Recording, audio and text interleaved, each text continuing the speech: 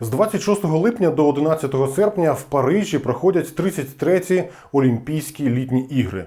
До участі у цих змаганнях зареєстрували 10 500 спортсменів, між якими розіграють 329 медалей. Попри війну в Україні та здоровий глузд, туди все ж таки допустили окупантів із Росії та Білорусі під виглядом так званих нейтральних спортсменів. Хоча й виявилося, що вони таки підтримують війну, але це ж було вже, тому це й не так цікаво.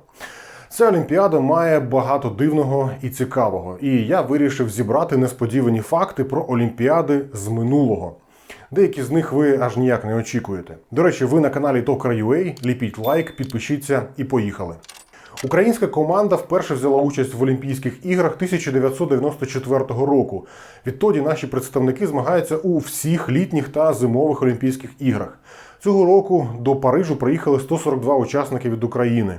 Але спортсмени з українським корінням брали участь в Олімпіаді від перших сучасних ігор, що пройшли 1896 року. Тоді Микола Ріттер із Золотоноші брав участь в Олімпіаді в Афінах, отримавши золото в змаганнях зі стрільби. На других іграх у Парижі в складі Російської імперії брав участь український фехтувальник Петро Заковорот. Він посів 7-е місце.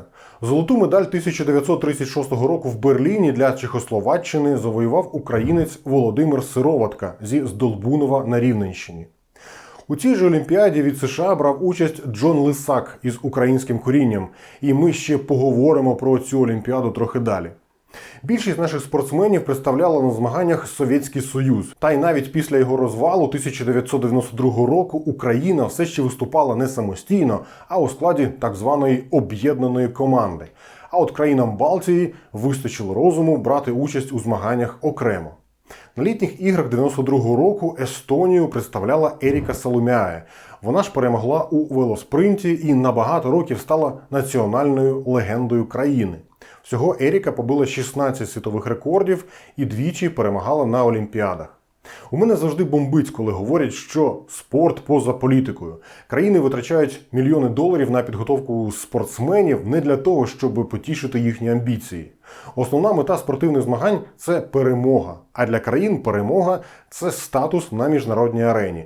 Адже її прапор майорить на п'єдесталі переможців, а усміхненого спортсмена в майці з назвою країни бачать мільярди людей і до його слів дослухаються. Саме тому професійний спорт не поза політикою. Спорт – це важлива частина політики держави, а саме її зовнішньої складової. Перші Олімпійські ігри проводилися 776 року до нашої ери у грецькому місті Олімпія. Вони тривали 5-6 місяців і проводилися майже 12 століть, поки їх не заборонив імператор Феодосій І у 393 році вже нашої ери. На Олімпійських іграх у стародавній Греції спортсмени змагалися повністю оголеними на знак пошани до людського тіла та поваги до богів, зокрема Зевса. Ця практика стала нормою з 720 року до нашої ери.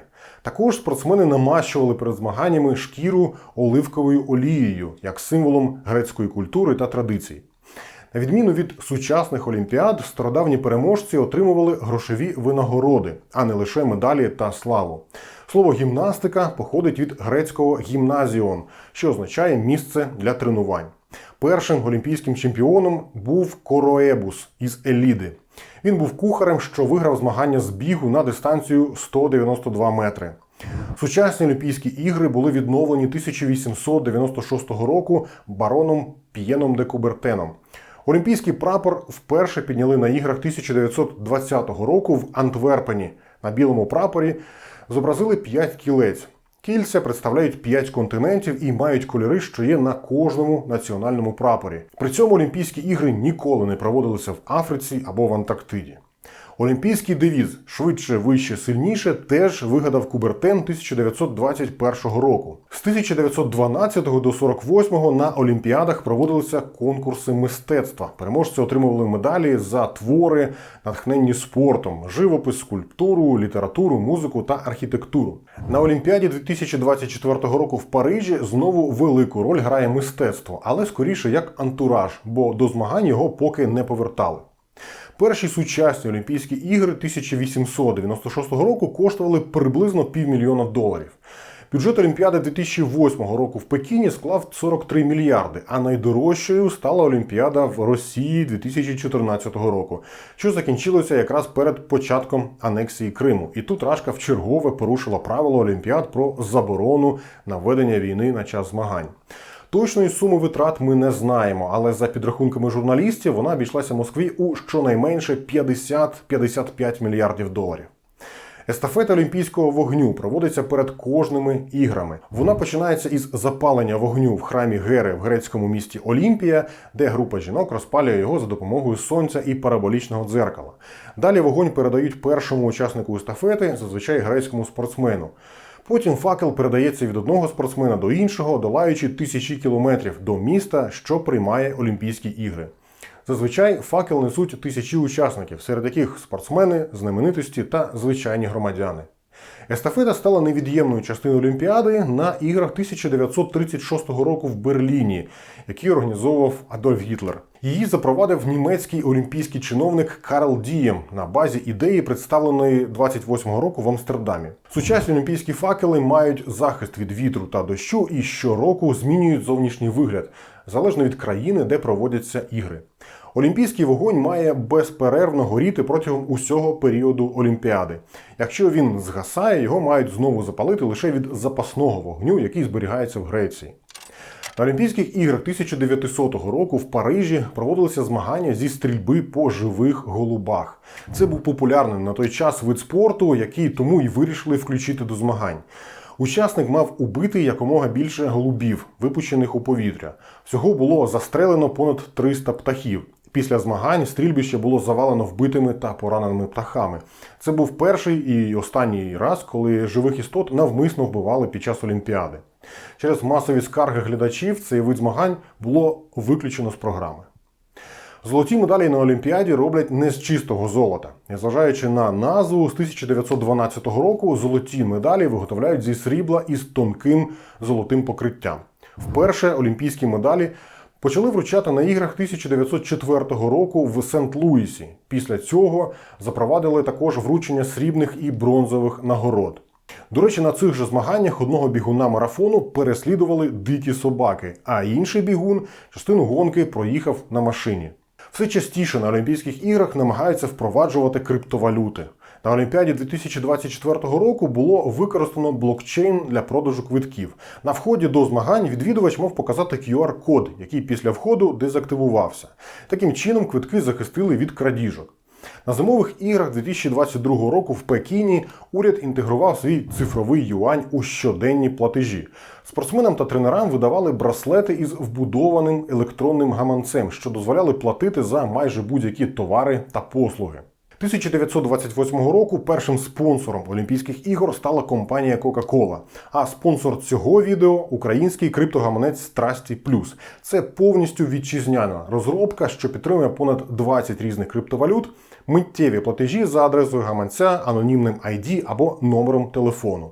Trusty+ працює як програма на смартфоні, окрім цього, прямо в програмі можна отримати віртуальну картку, яка діє як звичайна банківська картка, має номер, дату дії та код безпеки. І перевага полягає в тому, що баланс завжди дорівнює балансу вашого гаманця, однієї із 3 криптовалют на вибір – USDT, Bitcoin або Ethereum. Цю картку можна додати до Google Pay або Apple Pay і розраховуватися криптовалютою в будь-якому банківському терміналі. Крім цього, Trusty+ дозволяє купувати крипту із банківської карти, проводити миттєвий обмін будь-яких електронних валют, виводити крипту на банківську картку і безпечно зберігати криптовалюти. За останні 3 роки Trusty+ здобула довіру понад 400 тисяч користувачів завдяки своїй простоті та надійності. Цей гаманець є ідеальним вибором для тих, хто хоче увійти у світ криптовалют із мінімальними зусиллями. Лінк на скачування програми гаманця є в описі під цим відео. Японський марафонець Шизо Канакурі вважається найповільнішим марафонцем за всю історію ігор. Він зник просто посеред марафону на іграх 1912 року в Стокгольмі і вважався зниклим безвісті понад 50 років. Насправді, пробігши 30 кілометрів, він зупинився попити води і вирішив покинути гонку. Нікого не повідомивши, Канакурі сів на поїзд і повернувся до Японії, де продовжив кар'єру спортсмена. 1967 року 86-літнього Канакурі запросили назад до Швеції, щоб він міг завершити забіг. І він це таки зробив. Із часом 54 роки, 8 місяців, 6 днів, 8 годин і 32 хвилини. Шизо записано у книгу рекордів Гіннеса за найдовшу тривалість марафону. В Японії Канакурі став легендою і мав прізвисько «Зниклий японець». Жінкам вперше дозволили змагатися на Олімпійських іграх у 1900 році. Вони брали участь у змаганнях із тенісу та гольфу. Тоді Шарлотта Купер виграла першу золоту медаль серед жінок у одиночному тенісному змаганні.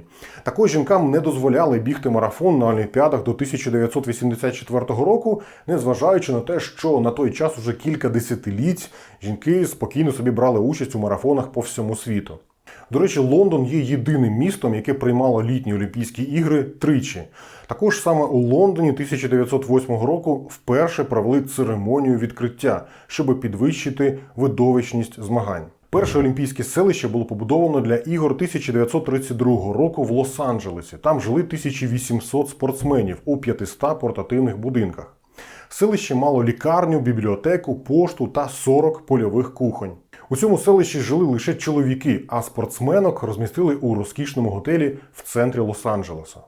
Одним із найстаріших олімпійських спортсменів був швед Оскар Сван, який тричі брав участь у Олімпіадах. Він виграв золото у віці 60 років, а на змаганнях 1920 року він мав 72 роки. У такому ж віці брав участь у змаганнях із кінних перегонів австрієць Артур фон Понграч. Джон Коплі з Британії виграв срібну медаль у змаганнях митців 1948 року у віці 73 років, ставши найстаршим олімпійським медалістом. Найстаршою жінкою-олімпійцем є британка Лорна Джонстон. Вона брала участь у змаганнях з кінного спорту у 72 році, їй було 70. Ще у Древній Греції на час Олімпійських ігор діяла традиція перемир'я – екейхерія. Її запроваджували для безпечного переміщення спортсменів до місця змагань. У цей період всі конфлікти припинялися. Традицію відновили в 1990-х роках, коли Міжнародний олімпійський комітет закликав усі країни зупиняти війни на час ігор. Ініціатива має на меті використовувати спорт для діалогу та надавати на цей час гуманітарну допомогу. Як показує досвід, деякі країни читати не вміють і продовжують воювати в будь-який час. Я вже згадував про російських та білоруських спортсменів, яких допустили до участі в змаганнях. Так от, нацисти не вперше беруть участь в Олімпіаді. 11-ті літні Олімпійські ігри 1936 року проходили в Берліні. Вони стали першими іграми, що транслювалися по телебаченню, їх дивилися в 41 країні. Також ігри стали першими, де використовували п'єдестал для переможців із золотими, срібними та бронзовими медалями. Берлін було обрано для проведення ігор ще 1931 року, тобто до приходу до влади Гітлера та нацистської партії. Але проводилися змагання вже в нацистській Німеччині, і Гітлер розглядав їх як можливість продемонструвати досягнення нацистів, а також замаскувати жорстокість свого режиму щодо євреїв та інших народів. Офіційним девізом ігор було «Сіг Хайль», а з команди німецьких спортсменів намагалися прибрати всіх євреїв. Під час цих ігор було офіційно запроваджено естафету олімпійського вогню, коли факел перевозили з Олімпії до Берліна. У естафеті взяли участь 3422 бігуни, які подолали понад 3000 кілометрів. Американський легкоатлет Джесі Оуенс виграв 4 золоті медалі. Успіх Оуенса дещо контрастував із нацистським міфом про арійську перевагу. Через німецький нацизм у інших країнах тривали численні дискусії про те, чи варто брати участь у цих іграх. Президент Американського олімпійського комітету Ейвері Брандейдж виступив проти бойкоту, стверджуючи, що спорт поза політикою. Він заявив, що Олімпійські ігри належать спортсменам, а не політикам, і назвав бойкот, цитата, єврейсько-комуністичною змовою з метою не допустити на ігри американців. Хоча це виявилося абсурдом, бо комуністичний совок не брав участі в Олімпіадах до 1952 року. Демократичний світ не вперше ігнорує росіян. На знак протесту проти вторгнення Совка до Афганістану Олімпіаду 1980 року в Москві бойкотували 66 країн, включно зі Сполученими Штатами. На змагання приїхали 5 тисяч спортсменів із 81 країни, і це було найгіршим показником із 56-го року. При цьому Міжнародний олімпійський комітет засуджував бойкот і називав спортсменів жертвами політиків. Але переносити Олімпіаду до нормальної країни відмовився.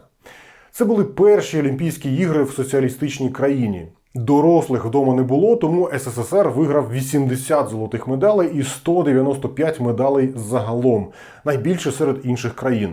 СССР, як і Гітлер у 36-му, використав ігри як місце для пропаганди. Відсутність основних конкурентів дозволила СССР називати своїх спортсменів найкращими на планеті. Вже за 4 роки Совок гідно помстився американцям, відмовившись їхати на Олімпіаду в Лос-Анджелесі. Таким чином, Московська Олімпіада 1980-го запам'яталася людям не спортивними досягненнями, а політичною напругою та низькою конкуренцією через бойкоти. Олімпіада в Мюнхені 1972 року спершу мала назву «Веселі ігри». Вона мала представити мирний і демократичний образ Німеччини, що контрастував би із нацистськими Олімпійськими іграми 36-го. Але ці ігри стали трагедією. 5 вересня група палестинських терористів із угруповання «Чорний вересень» увірвалася до Олімпійського селища та взяла в заручники ізраїльських спортсменів і тренерів. Палестинці вимагали звільнити з тюрем кілька сотень палестинських та німецьких терористів. Ізраїль відмовився тоді від переговорів, а німецька влада не допустила ізраїльський спецназ до участі у визволенні заручників. Німецька поліція заявила, що погодилася переправити терористів із заручниками літаком до Єгипту. Для цього їх вночі доставили гелікоптерами на литовище, де снайпери влаштували пастку. Але 5 німецьких снайперів не мали ні достатньої підготовки, ні приладів нічного бачення і опинилися сам на сам із 8 озброєними терористами. Під час хаотичної стрілянини, що тривала майже годину, всі 11 заручників і 1 поліцейський, а також 5 терористів були вбиті. За перебігом подій по телебаченню стежили 900 мільйонів глядачів по всьому світу. Ці ігри призупинили на 24 години, а на Олімпійському стадіоні провели поминальну службу. Ізраїльська збірна відмовилася тоді від подальшої участі в Олімпіаді. Мюнхенська трагедія стала причиною значних змін у протоколах безпеки Олімпійських ігор. Після неї було запроваджено суворіші заходи безпеки для спортсменів та офіційних осіб. 1972 рік на багато років затьмарив образ Олімпійських ігор як всесвітньої платформи миру та єдності. Олімпійські ігри мають багату та неоднозначну історію. Вона складається не лише зі спортивних досягнень, але й з інших важливих подій, що вплинули на змагання та на світ загалом. Трагедія в Мюнхені та бойкот Московської Олімпіади показали, що спорт не є і не може бути поза політикою. Багато що змінилося. Століття тому участь жінок в Олімпіадах була скоріше виключенням, а сьогодні вони беруть участь у змаганнях на рівні з чоловіками.